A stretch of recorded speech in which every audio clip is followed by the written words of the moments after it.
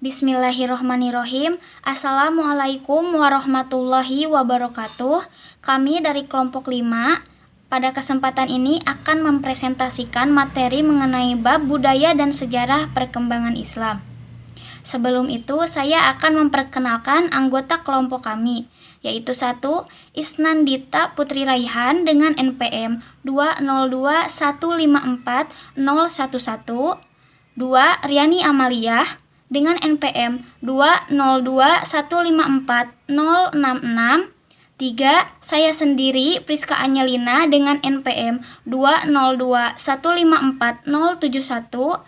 Dan 4. Mahisya Tazkia dengan NPM 202154084. Baik, untuk agenda presentasinya akan disampaikan menjadi 4 materi. 1. Tentang budaya dalam pandangan Islam dan sejarah dan kebudayaan Islam pada masa Nabi.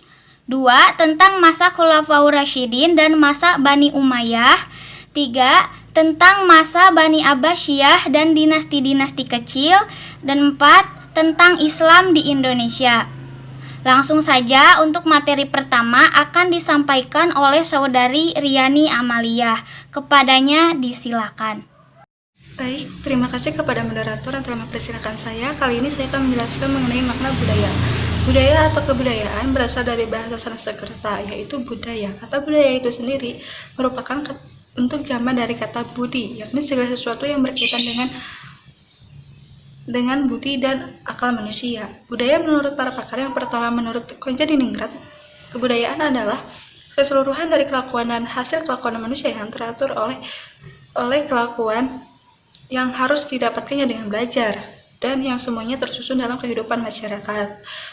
Yang kedua menurut E.B. Taylor, budaya adalah keseluruhan yang kompleks yang meliputi pengetahuan, kepercayaan, seni, moral, adat istiadat, serta kemampuan dan kebiasaan lain yang diperoleh manusia dari masyarakat.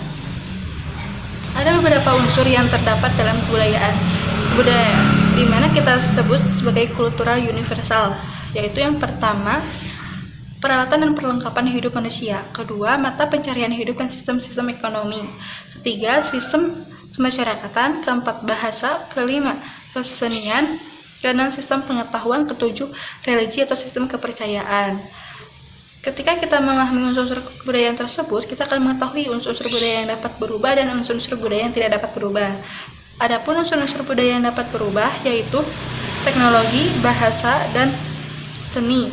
Sedangkan unsur-unsur yang tidak mudah berubah yaitu sistem kepercayaan, sistem sosial, dan sistem pengetahuan.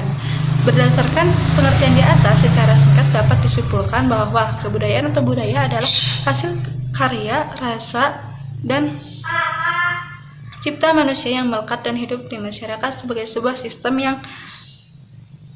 yang dinamika dan berkaitan dengan masalah agama, politik, adat istiadat, bahasa, pakaian, bangunan, karya seni, dan lain-lain. Pandangan Islam terhadap kebudayaan. Dalam Islam dikenal kata uruf dalam mengartikan konsep budaya. Islam merupakan ajaran ilahi yang diturunkan kepada manusia yang harus diimplementasikan dalam kehidupan sehari-hari. Karena Islam tidak bicara tentang ibadah saja kepada Allah, tetapi Islam membicarakan dan mengatur tentang bagaimana sikap kita kepada manusia dan sikap terhadap alam sekitar. Islam dan kebudayaan memiliki keterkaitan yang sangat erat. Ajaran Islam memberikan aturan-aturan yang sesuai dengan kehendak Allah Subhanahu wa Ta'ala, sedangkan kebudayaan adalah realitas keberagaman umat Islam. Kebudayaan dapat pula digunakan untuk memahami agama yang terdapat pada tataran agama yang tampil dalam bentuk formal maupun dalam bentuk formal yang menggejala di masyarakat. Dalam korelasi agama dan budaya ini, maka timbul mekanisme yang berlaku dalam Islam. Yang pertama, kebudayaan yang tidak bertentangan dengan ajaran Islam. Hal ini disebut pada kaidah fikih, yaitu al-adah mahkamah, yang artinya adat kebiasaan dapat dijadikan sebagai hukum, bahwa adat istiadat dan kebiasaan suatu masyarakat yang merupakan bagian dari budaya manusia mempunyai pengaruh di dalam penentuan hukum. Tetapi perlu diingat, kaidah tersebut hanya berlaku pada hal yang belum ada nasnya dalam Al-Quran maupun hadis. Misalnya, praktiknya di Indonesia ada budaya mudik pada hari raya dan halal lebih halal. Secara konsep, secara konsep tidak ada dalam Al-Quran, namun secara praktiknya hal tersebut sesuai dengan nilai ajaran Islam, yaitu silaturahmi. Yang kedua, akulturasi kebudayaan.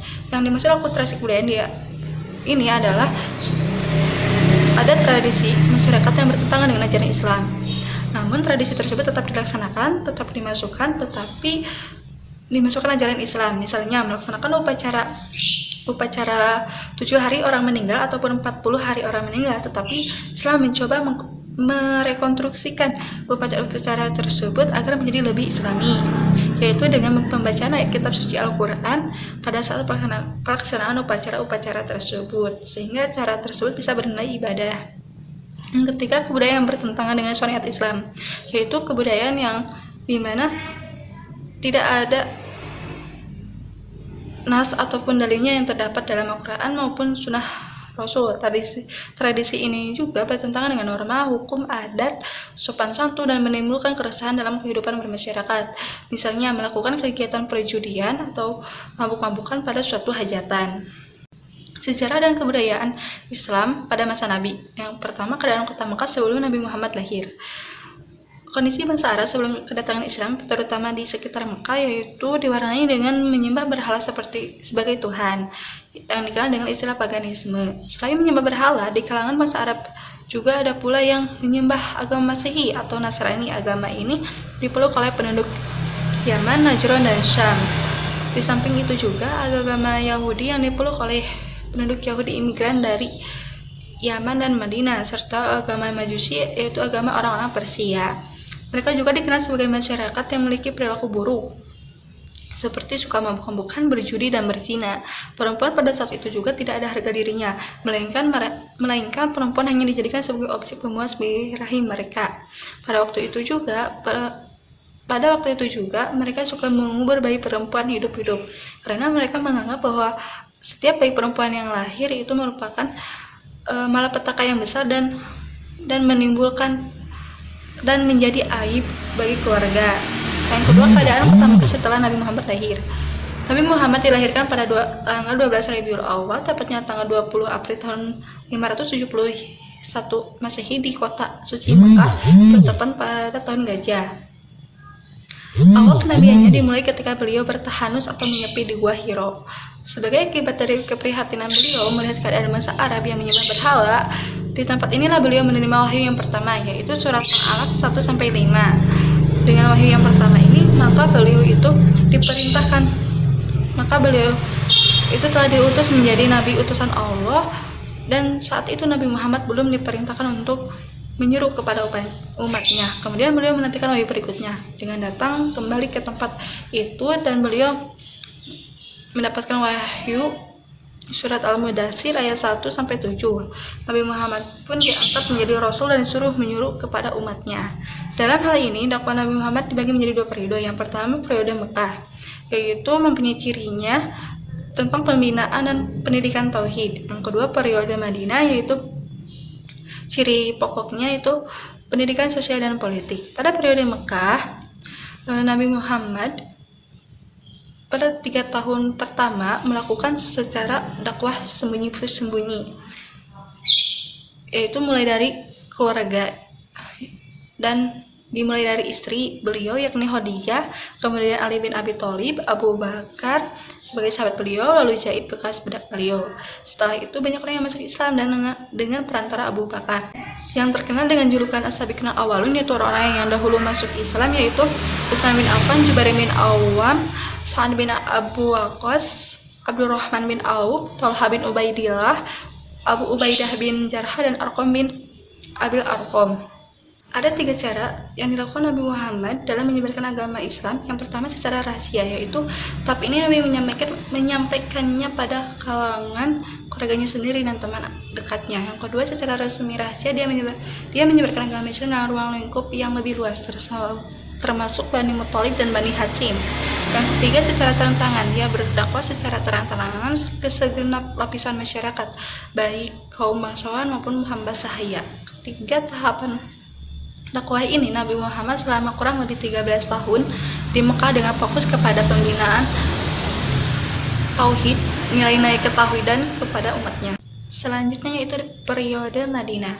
Rasulullah bersama para sahabat melakukan hijrah ke Madinah disebabkan beberapa hal. Yang pertama, karena bedanya iklim di kedua kota tersebut.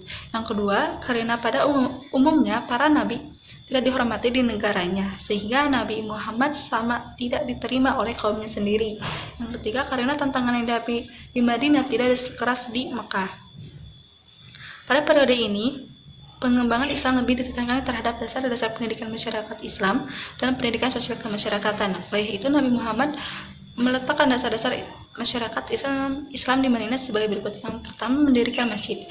Masjid yang didirikan Rasulullah di Madinah tidak terlepas dari beberapa tujuan, yaitu untuk mempersatukan umat Islam dalam satu majelis, sehingga majelis ini umat Islam bisa melakukan sholat berjamaah bersama secara teratur. Yang kedua, mempersatukan dan mempersaudarakan kaum Ansor dan Muhajirin. Yang ketiga, perjanjian saling membantu antara sesama kaum muslimin dan bukan muslimin. Beliau hendak menciptakan toleransi antar golongan yang ada di Madinah. Oleh karena itu, Nabi Muhammad membuat perjanjian antara kaum muslim dan kaum non-muslim yang isinya yaitu pengakuan hak pribadi, keagamaan, dan politik. Kedua, kebebasan beragama terjamin untuk semua umat. Ketiga, kewajiban penduduk Madinah baik muslim maupun non-muslim dalam hak moral maupun material bahu-membahu menangkis semua serangan terhadap kota mereka. Yang keempat, menjadikan Rasulullah sebagai pemimpin umum bagi penduduk Madinah.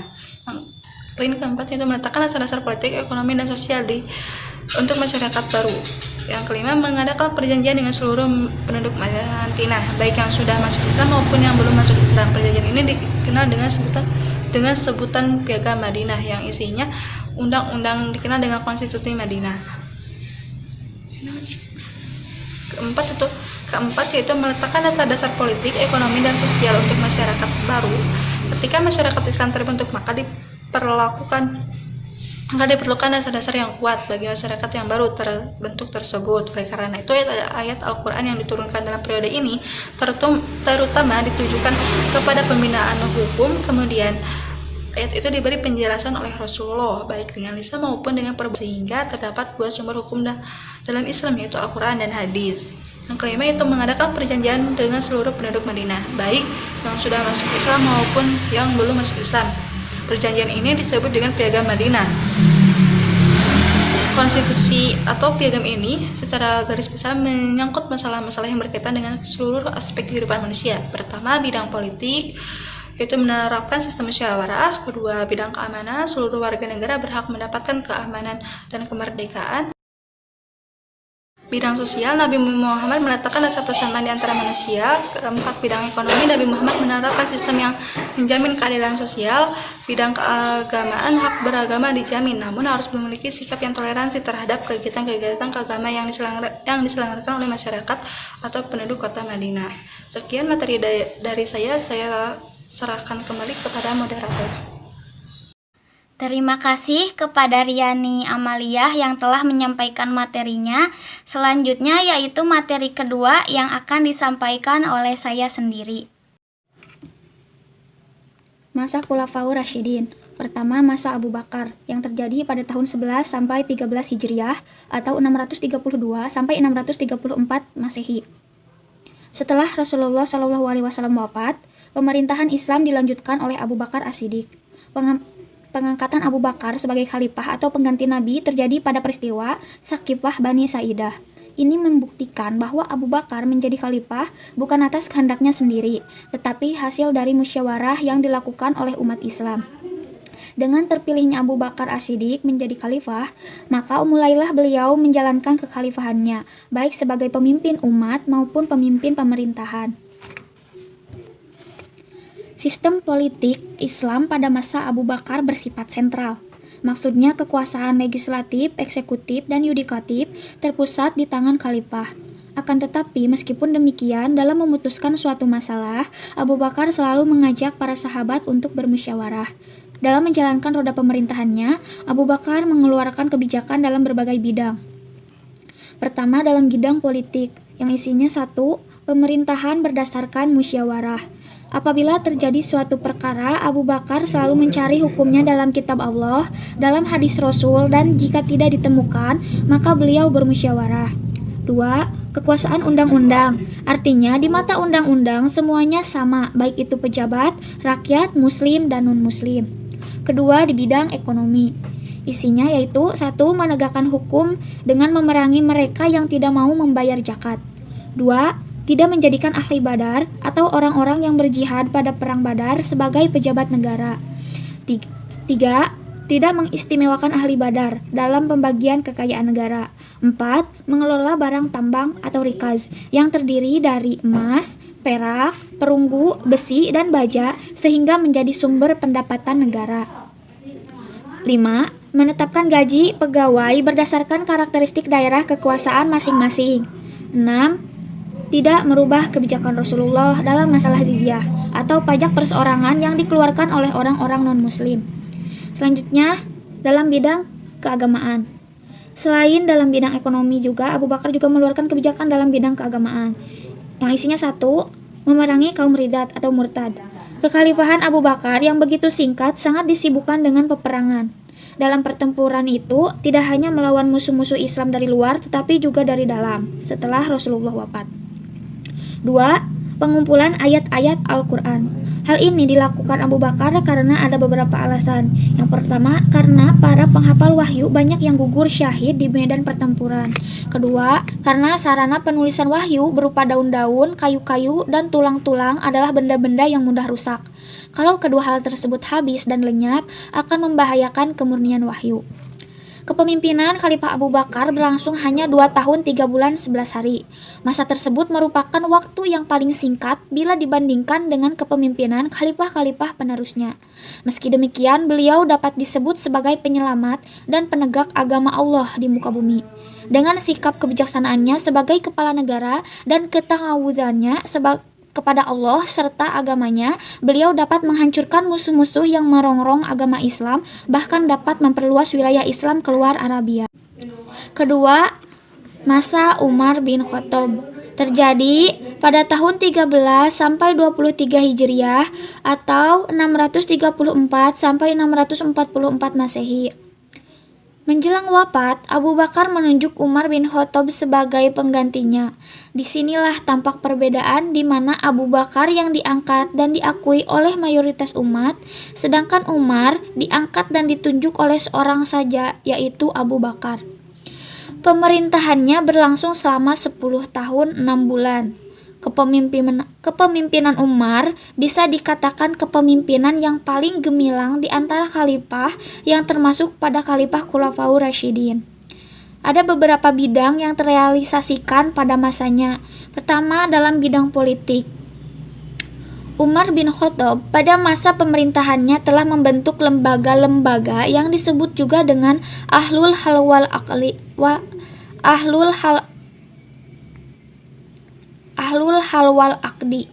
Secara etimologi, Ahlul Hal wal Aqdi adalah lembaga penengah dan pemberi fatwa.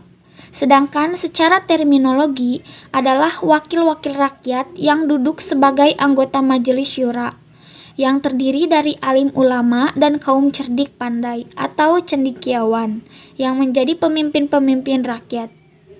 Adapun Ahlul Hal wal Aqdi terdiri dari 1 majelis syura atau dewan penasihat yang terdiri dari 3 bentuk. Pertama, dewan penasihat tinggi yang terdiri dari para pemuka sahabat yang terkenal seperti Ali, Utsman, dan lain-lain. Kedua, dewan penasihat umum terdiri dari banyak sahabat yaitu Ansor dan Muhajirin. Ketiga, dewan antara penasihat tinggi dan umum. 2. Alkitab atau sekretaris negara. Di antaranya adalah Abdullah bin Arqam. 3. Nizamul Mali atau departemen keuangan, mengatur masalah keuangan dengan pemasukan dari pajak bumi, ghanimah, jizyah, pai, dan lain-lain. 4. Nizamul Idari atau departemen administrasi, bertujuan untuk memudahkan pelayanan kepada masyarakat. 5. Departemen keamanan. 6. Departemen pendidikan dan lain-lain. Selanjutnya dalam bidang militer. Karena para pembangkang yang ada di dalam internal negara telah dikikis habis oleh Khalifah Abu Bakar, maka pada bidang militer ini Khalifah Umar banyak melakukan ekspansi atau perluasan wilayah Islam, di antaranya wilayah-wilayah yang dapat dikuasai pada masa Umar, yaitu 1. Perluasan Islam ke Syria, 2. Jatuhnya kota Damaskus, 3. Jatuhnya kota Baitul Maqdis, 4. Melanjutkan pengembangan Islam di Persia atau Iran, dan 5. Melanjutkan pengembangan Islam di Mesir. Selanjutnya pada bidang ekonomi. Adapun kebijakan dalam bidang ekonomi yang diberlakukan pada masa Umar adalah sebagai berikut. 1. Al-Kharaj atau pajak tanah. Kaum muslimin diberi hak menguasai tanah dan segala sesuatu yang didapat dengan berperang. Tetapi bertalian dengan ini diadakan pajak tanah atau Al-Kharaj. 2. Ghanimah atau semua harta rampasan perang dimasukkan ke dalam Baitul Mal. 3. Pemerataan zakat. Dan 4. Lembaga perpajakan. Masa pemerintahan Umar bin Khattab berlangsung selama 10 tahun 6 bulan. Beliau wafat pada usia 64 tahun. Selama masa pemerintahannya oleh Khalifah Umar dimanfaatkan untuk menyebarkan ajaran Islam dan memperluas kekuasaan ke seluruh semenanjung Arab. Ia meninggal pada tahun 644 Masehi karena ditikam oleh virus atau Abu Lukluk, budak Mughirah bin Abu Sufyan dari perang Nahrawain yang sebelumnya adalah bangsawan Persia. Selanjutnya ketiga, masa Utsman bin Affan. Terjadi pada tahun 23 sampai 35 Hijriah atau 644 sampai 656 Masehi. Setelah Umar bin Khattab wafat, suara mayoritas menghendaki dan mendukung Utsman bin Affan. Pemerintahannya berlangsung selama 12 tahun. Akan tetapi, pada masa kepemimpinannya banyak terjadi konflik, huru-hara, dan fitnah yang membawa kepada kematiannya. Mereka tidak puas dan kecewa disebabkan karena Utsman telah lanjut usia. Usianya yaitu 70 tahun. Sifatnya yang lemah lembut, kurang tegas, cenderung memperkerjakan orang-orang terdekatnya. Ia laksanakan sebagai boneka di hadapan kerabatnya. Harta kekayaan negara dibagi-bagikan oleh kerabatnya tanpa terkontrol olehnya. Meskipun demikian, pada masa Khalifah Utsman bin Affan terdapat sejumlah program penting yang dapat dilaksanakan. Di antaranya, 1. Membangun bendungan untuk menjaga arus banjir yang besar dan mengatur pembagian air ke kota-kota. 2. Membangun jalan. 3. Membuat jembatan. 4. Membangun masjid. 5. Memperluas dan merenovasi Masjid Nabi di Madinah. Dan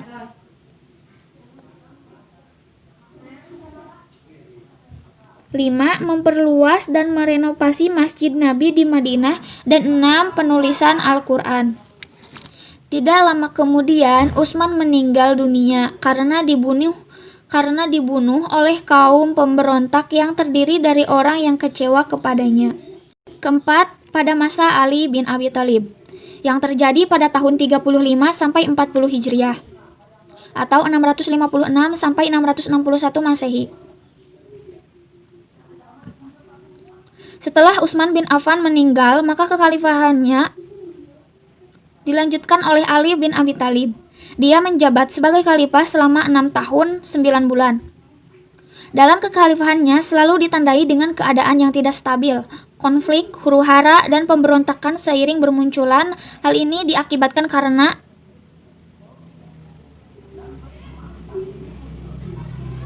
selalu ditandai dengan keadaan yang tidak stabil, konflik, huru-hara, dan pemberontakan sering bermunculan. Hal ini diakibatkan karena ada sebagian kecil yang tidak menyukai Ali, yaitu keluarga Umayyah. Mereka menentang Ali karena mereka khawatir kekayaan dan kesenangan mereka akan hilang, lenyap karena keadilan yang akan dijalankan Ali. Sebagaimana dikatakan oleh Sabani yang dikutip oleh Syalabi, setelah Ali dimaiyat menjadi khalifah, ia mengeluarkan 2 kebijakan politik, yaitu 1.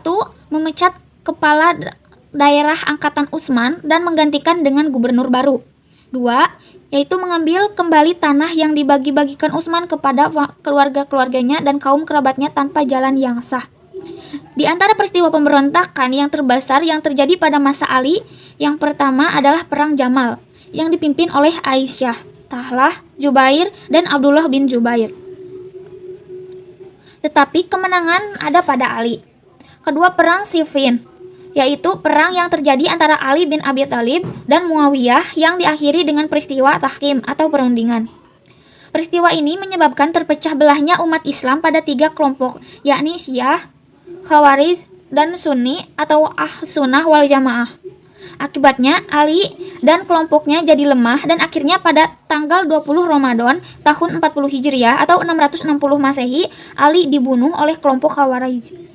Selanjutnya, jabatan khalifah dilanjutkan oleh anaknya yaitu Hasan. Akan tetapi karena lemah, dia hanya menjabat selama 6 bulan dan kekuasaan selanjutnya diserahkan kepada Muawiyah melalui perjanjian. Akan tetapi perjanjian itu dilanggar oleh Muawiyah sehingga ditentang oleh Husain bin Abi Thalib yang akhirnya terjadi perang antara keduanya di Karbala dan kemenangan berada di pihak Muawiyah. Walaupun pada masa pemerintahan Ali keadaannya tidak stabil dan tidak begitu lama, akan tetapi ada beberapa prestasi yang diraih pada masa kekhalifahannya. Di antaranya, 1. Memajukan dalam bidang ilmu bahasa, 2. Membenahi keuangan negara atau baitul mal, 3. Mengganti pejabat yang kurang konsisten, dan 4. Bidang pembangunan, khususnya pembangunan kota Kufah. Selanjutnya, materi ketiga akan disampaikan oleh Saudari Isnandita Putri Raihan. Kepadanya disilakan. Baik, terima kasih kepada moderator yang telah mempersilahkan saya untuk menjelaskan materi mengenai masa Bani Abbasiyah dan masa setelah kehancuran Bani Abbasiyah atau dinasti-dinasti kecil. Baik, langsung saja pada pembahasan yang pertama yaitu mengenai masa Bani Abbasiyah. Dinasti Abbasiyah didirikan pada tahun 132 Hijriah atau 750 Masehi. Dinasti ini terbentuk melalui proses perebutan kekuasaan dari Bani Umayyah dengan dasar pemikiran bahwa kekuasaan harus berasal dari keturunan yang berhubungan dengan Nabi Muhammad SAW.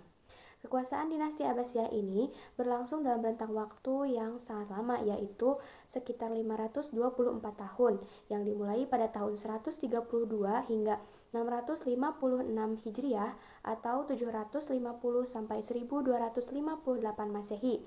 Nah, dalam kurun waktu tersebut, kepemimpinan dinasti Abbasiyah dipegang oleh lebih dari 37 khalifah. Nah, untuk puncak kejayaannya yaitu pada masa Khalifah Harun ar-Rasyid yang memerintah pada tahun 786 sampai 809 Masehi dan anaknya yaitu Al-Ma'mun yang berkuasa pada tahun 813 sampai 833 Masehi. Pada masanya berkembang ilmu pengetahuan agama seperti ilmu Al-Qur'an, qiraat, hadis, fikih, ilmu kalam, bahasa dan sastra. Selain itu berkembang pula ilmu filsafat, logika, metafisika, matematika, dan lain-lain. Karena kecintaannya terhadap ilmu, maka didirikanlah perpustakaan sekaligus lembaga ilmu pengetahuan yang diberi nama Baitul Hikmah.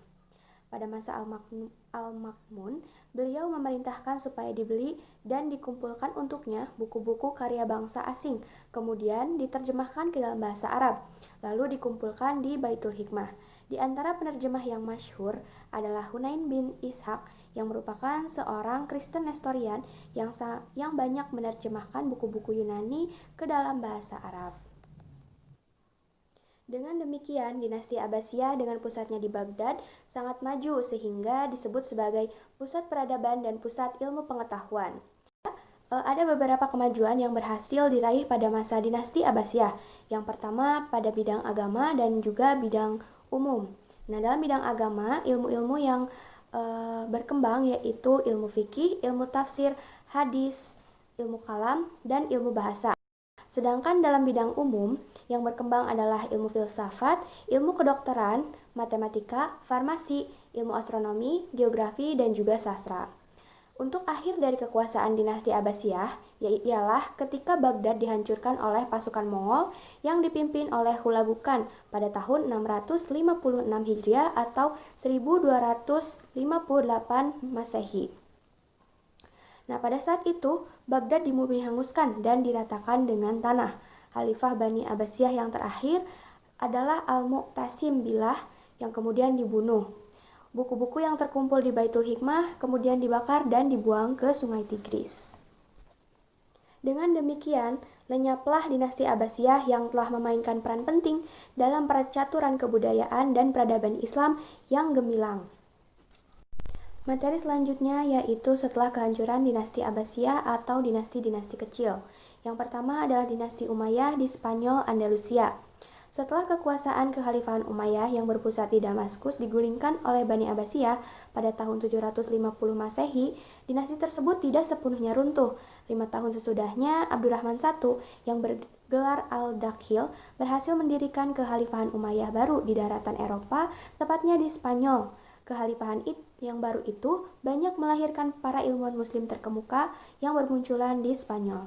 Mereka mengembangkan ilmu pengetahuan dan teknologi hingga saat ini jejak keberadaan Islam di Spanyol masih bisa disaksikan lewat sejumlah peninggalan bersejarah, di antaranya Masjid Cordoba, Alhambra, dan juga Menara Giralda atau Seville. Lalu yang kedua adalah dinasti Fatimiyah yang berada di Mesir. Dinasti Fatimiyah ini berdiri pada tahun 297 Hijriah atau 910 Masehi dan berakhir pada tahun 567 Hijriah atau 1171 Masehi, yang pada awalnya hanya merupakan sebuah gerakan keagamaan yang berkedudukan di Afrika Utara dan kemudian berpindah ke Mesir. Dinasti ini dinisbatkan kepada Fatimah Zahra yang merupakan putri dari Nabi Muhammad SAW sekaligus istri dari Ali bin Abi Thalib. Daulah Fatimiyah ini masuk ke era kejayaan pada masa pemerintahan Abu Tamin Ma'abu Daud yang bergelar Al-Mu'iz yang berkuasa pada tahun 953 sampai 997 Masehi. Nah, Al-Mu'iz ini berhasil menaklukkan Mesir dan memindahkan pemerintahannya ke Mesir. Nah, pada masa ini juga rakyat merasakan kehidupan yang makmur dan sejahtera dengan kebijakan-kebijakan untuk mensejahterakan rakyatnya. Indikatornya adalah banyaknya bangunan fisik seperti masjid, rumah sakit, penginapan, jalan utama yang dilengkapi lampu, dan pusat perbelanjaan. Nah, lalu kehancuran dinasti Fatimiyah ini disebabkan tidak efektifnya kekuasaan pemerintahan karena pada khalifahnya itu hanya sebagai raja boneka, sebab roda pemerintahan didominasi oleh kebijakan para wazir atau para menteri, sementara khalifahnya itu sendiri hanya hidup menikmati kekuasaannya di dalam istana yang megah. Lalu yang ketiga adalah dinasti Turki Utsmani yang berada di Turki. Secara formal, dinasti Utsmani ini memproklamirkan kemerdekaan wilayahnya menjadi suatu kesultanan pada tahun 1299 Masehi. Sepanjang sejarah Turki Utsmani ini telah terjadi 37 kali pergantian kekuasaan. Para sultan tersebut diangkat berdasarkan keturunan seperti halnya kekhalifahan sebelumnya. Masa pemerintahan Turki Utsmani ini berlangsung sangat lama, yaitu dimulai pada tahun 1299 Masehi sampai 1924 Masehi. Lalu ada beberapa kemajuan yang telah dicapai pada kekhalifahan Turki Utsmani, di antaranya yang pertama dalam bidang politik dan pemerintahan, lalu yang kedua dalam bidang kemiliteran, dan yang terakhir dalam bidang ekonomi. Lalu yang keempat adalah dinasti Safawi di Persia. Kerajaan Safawi berasal dari sebuah gerakan tarikat yang berdiri di Ardabil yang merupakan sebuah kota di Azerbaijan. Nama Safawiyah ini diambil dari nama pendirinya yaitu Safi al-Din yang memerintah pada tahun 1252 sampai 1334 Masehi. Nah, lalu kerajaan Safawi ini menyatakan Syiah sebagai mazhab negara. Kerajaan ini dapat dianggap sebagai peletak pertama dasar terbentuknya negara Iran. Lalu ada beberapa kemajuan yang telah dicapai oleh kekhalifahan Safawi, terutama pada kekhalifahan Shah Abbas, yaitu diantaranya dalam bidang politik, ekonomi, ilmu pengetahuan, dan pembangunan fisik dan seni. Dan yang terakhir adalah dinasti Moghul yang berada di India. Nah, kerajaan Gul atau Mughal adalah kerajaan Islam yang pernah berkuasa di India dari abad ke-16 sampai abad ke-19. Dinasti ini didirikan oleh Zaharuddin Babur yang merupakan keturunan Timur Leng, yang merupakan penguasa Islam asal Mongol. Kerajaan ini mencapai kejayaannya yaitu dimulai pada masa pemerintahan Akbar. Nah, keberhasilan ekspansi militer Akbar menandai berdirinya Mughal sebagai sebuah kerajaan besar.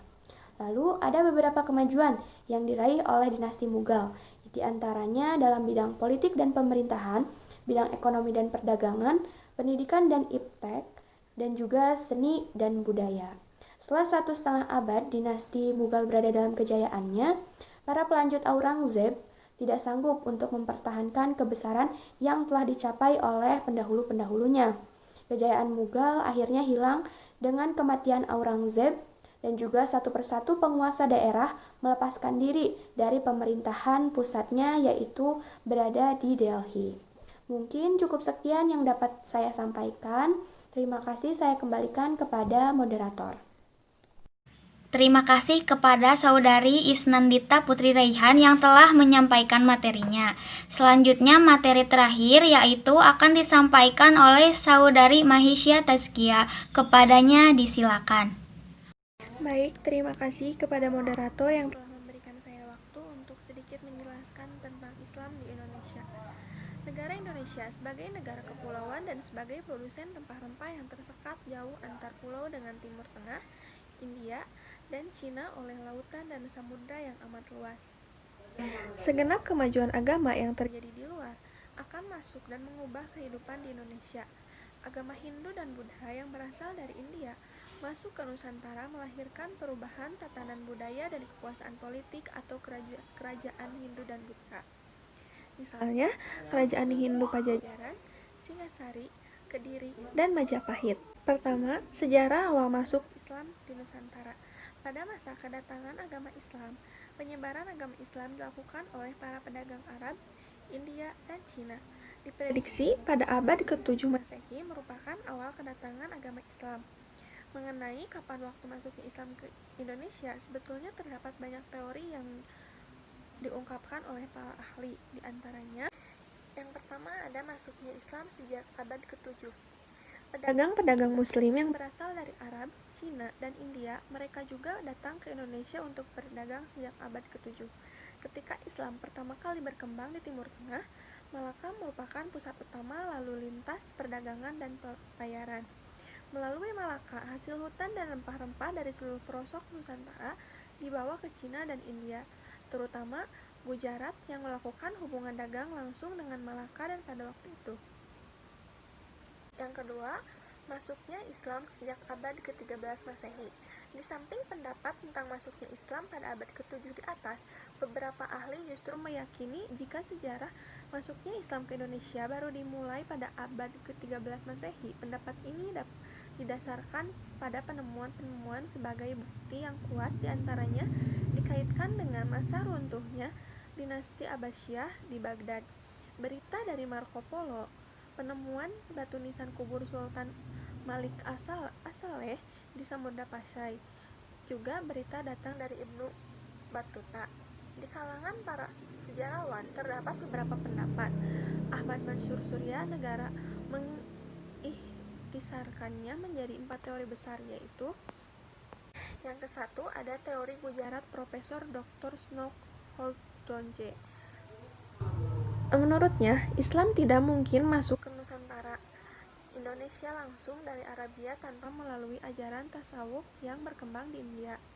Dijelaskan pula bahwa daerah India tersebut adalah Gujarat. Daerah pertama yang dimasuki adalah daerah Samudra Pasai. Waktunya abad ke-13. Yang kedua, ada teori Makkah Profesor Dr. Buya Hamka.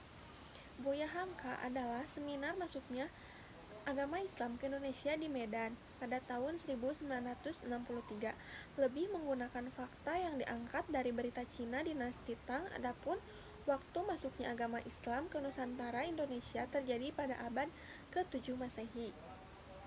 Yang ketiga, ada teori Persia Profesor Dr. Husin Jajadingrat. Islam masuk dari Persia dan Mazhab Syiah pendapatnya didasarkan pada sistem baca atau sistem mengeja membaca huruf Al-Quran, terutama di Jawa Barat. Lalu yang keempat ada teori Cina Profesor Dr. Slamet Muljana. Profesor Dr. Slamet Muljana pada tahun 1968, Islamisasi Cina di Indonesia perlu mendapat perhatian khusus. Banyaknya unsur kebudayaan Cina dalam beberapa unsur kebudayaan di Indonesia.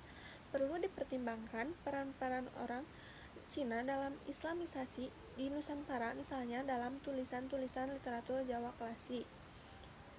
Lalu ada metode penyebaran Islam di Indonesia. Ada 4 cara atau sarana pokok sebagai saluran Islamisasi di Indonesia. Yang pertama, saluran perdagangan. Saluran Islamisasi melalui perdagangan ini sangat menguntungkan karena para raja dan bangsawan turut serta dalam kegiatan perdagangan, bahkan mereka menjadi pemilik kapal dan saham. Kemudian ada saluran perkawinan. Para pedagang muslim memiliki status sosial ekonomi yang lebih tinggi daripada penduduk pribumi, sehingga para penduduk pribumi, terutama putri-putri bangsawan, tertarik untuk menjadi istri saudagar-saudagar itu. Sebelum kawin, mereka diislamkan terlebih dahulu. Setelah mereka memiliki keturunan, lingkungan mereka makin luas. Akhirnya timbul kampung, daerah, dan kerajaan muslim. Lalu selanjutnya ada saluran tasawuf. Dengan tasawuf, bentuk Islam yang diajarkan kepada penduduk pribumi mempunyai persamaan dengan alam pikiran dengan mereka yang sebelumnya menganut agama Hindu, sehingga agama baru itu mudah mengerti dan diterima. Lalu yang keempat ada saluran pendidikan. Islamisasi juga dilakukan melalui pendidikan baik pesantren maupun pondok yang diselenggarakan oleh guru agama, kiai-kiai, dan ulama-ulama. Yang kelima ada saluran kesenian. Saluran Islamisasi yang paling terkenal adalah pertunjukan wayang yang dipakai Sunan Kalijaga adalah paling mahir dalam mementaskan wayang. Lalu yang terakhir ada saluran politik. Artinya, rakyat masuk Islam setelah rajanya memeluk Islam terlebih dahulu. Pengaruh politik raja sangat membantu tersebarnya Islam. Di samping itu, demi kepentingan politik, kerajaan-kerajaan Islam memerangi kerajaan non-Islam. Kemenangan kerajaan Islam secara politis banyak menarik penduduk kerajaan bukan Islam itu masuk agama Islam. Lalu ada kerajaan-kerajaan Islam di Indonesia. Yang pertama, Kerajaan Perlak. Kerajaan ini merupakan salah satu kerajaan Islam yang pertama berdiri di Indonesia yang saat itu terkenal dengan nama Nusantara. Raja pertama dari kerajaan itu yaitu Sultan Alauddin Syed Maulana Abdul Aziz Shah. Yang kedua ada Kerajaan Aceh Darussalam. Kerajaan ini diperkirakan berdiri pada tahun 1514 Masehi. Kerajaan ini terletak di daerah Aceh. Raja pertama Kerajaan Aceh yaitu Raja Ibrahim yang bergelar Sultan Ali Mughayat Shah. Lalu yang ketiga ada Kerajaan Demak. Kerajaan ini merupakan kerajaan Islam pertama di Pulau Jawa. Kerajaan Demak berdiri pada tahun 1478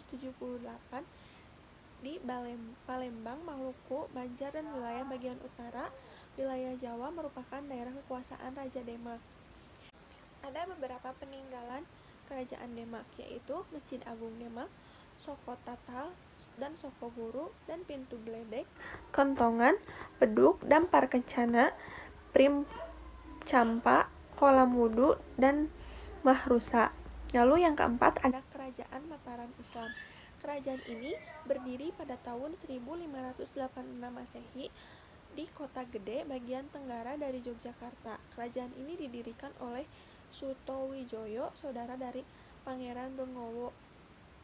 Sutowijoyo ini memiliki gelar penambahan Sinopati ing Alaga Syahidin Panatagama. Lalu yang kelima ada Kerajaan Cirebon. Kerajaan ini berdiri pada tahun 1522 Masehi, didirikan oleh Raden Fathahillah atau dikenal dengan Sunan Gunung Jati. Lalu ada yang keenam yaitu Kerajaan Banten. Kerajaan ini didirikan oleh Sultan Hasanuddin yang merupakan anak dari Sunan Gunung Jati. Lalu yang ketujuh ada Kerajaan Islam Banjar. Kerajaan ini berdiri pada tahun 1520, terletak di Kalimantan Selatan. Mungkin cukup sekian yang dapat saya sampaikan. Saya kembalikan kepada moderator. Terima kasih kepada Saudari Mahisya Tezkia yang telah menyampaikan materinya. Alhamdulillah, seluruh agenda presentasi telah tersampaikan. Mohon maaf apabila terdapat kekurangan karena kami juga masih dalam tahap belajar. Sesungguhnya yang benar datangnya dari Allah dan yang salah datangnya dari kami sendiri. Sekian yang dapat kelompok kami sampaikan. Wabillahi taufiq wal hidayah. Wassalamualaikum warahmatullahi wabarakatuh.